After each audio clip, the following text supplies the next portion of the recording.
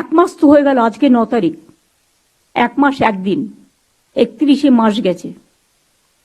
আমি অনুরোধ করব পুজোতে ফিরে আসুন, উৎসবে ফিরে আসুন, আর সিবিআইকে বলবো তাড়াতাড়ি বিচারের ব্যবস্থা করুন। সোমবার সকালে সুপ্রিম কোর্টের আরজিকর কাণ্ডের দ্বিতীয় শুনানি শেষ হতেই প্রশাসনিক বৈঠকে পুজো প্রস্তুতির জোর দিলেন মুখ্যমন্ত্রী মমতা বন্দ্যোপাধ্যায়।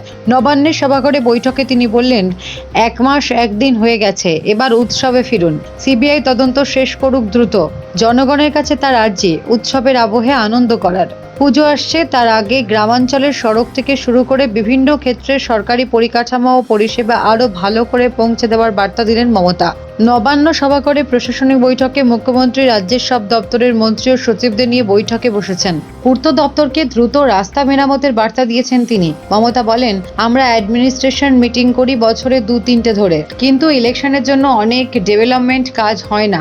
বাংলা নদীমাতৃকা দেশ, অনেক সময় সাইক্লোন হয়, গঙ্গায় ভাঙন আসে, মালদায় একটা ব্রিজ ভেঙে গেছে, পুজোয় বৃষ্টি হতে পারে, এটা মাথায় রাখতে হবে, জানান মমতা। মমতার পাখির চোখ এবার পুজো। ডিএ এসপিদের নির্দেশ দিলেন, এলাকাগুলো পরিদর্শন করুন, আইসিডিএস সেন্টারগুলো ঘুরে দেখুন, কোনো রকম সমস্যা থাকলে স্থানীয় স্তরে সমস্যার সমাধান করে দেবেন। যেখানে রাস্তা ভাঙা আছে পুজোর আগে সব সারিয়ে দিতে হবে, নির্দেশ মমতা জানান, পুজোর টাকা ফান্ডিং আরও কিছু অনুরোধ এসেছে, প্রায় 450 কোটি টাকা খরচ হবে বলে জানান তিনি।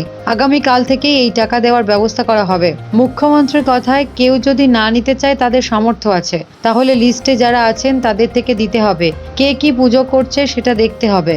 মমতা আরও বলেন, পিএইচইকে বলবো পাইপগুলো লাগাতে গিয়ে যে রাস্তাগুলো খারাপ করেছে সেগুলো আগে ঠিক করুন। পিডব্লিউডিকে বলবো যতক্ষণ না রাস্তাগুলো ঠিক করবেন ততক্ষণ টাকা দেওয়া বন্ধ করে দেব। ল্যান্ড অ্যাকিউশন করব না, আপনাকে রাস্তাটা ভালো করতে হবে। গ্রামীণ রাস্তা দিয়ে বড় ট্রাক যাবে না, পুলিশ অনেক সময় ছেড়ে দেয়। আমি ডিজিকে বলছি, এই গল্প যদি হয় তাহলে তাদের উপর দায় বর্তাবে। মমতা এরপরেই স্পষ্ট করে দেন, আমরা চাই না কারোর বিরুদ্ধে পদক্ষেপ করতে, আমি চাই সংযতভাবে সমাধান করতে।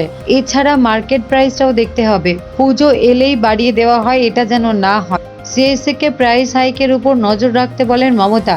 তিনি স্পষ্ট করে দেন, অফিসারদের পুজোর আগে ছুটি নেওয়া যাবে না। সাফ বলেন মুখ্যমন্ত্রী, অফিসারদের বলবো পুজোর আগে কেউ ছুটি নেবেন না, মাথা ঠান্ডা করে আপনাদের অ্যাডমিনিস্ট্রেশন চালাতে হবে। ব্যুরো রিপোর্ট, সোনারপুর বার্তা।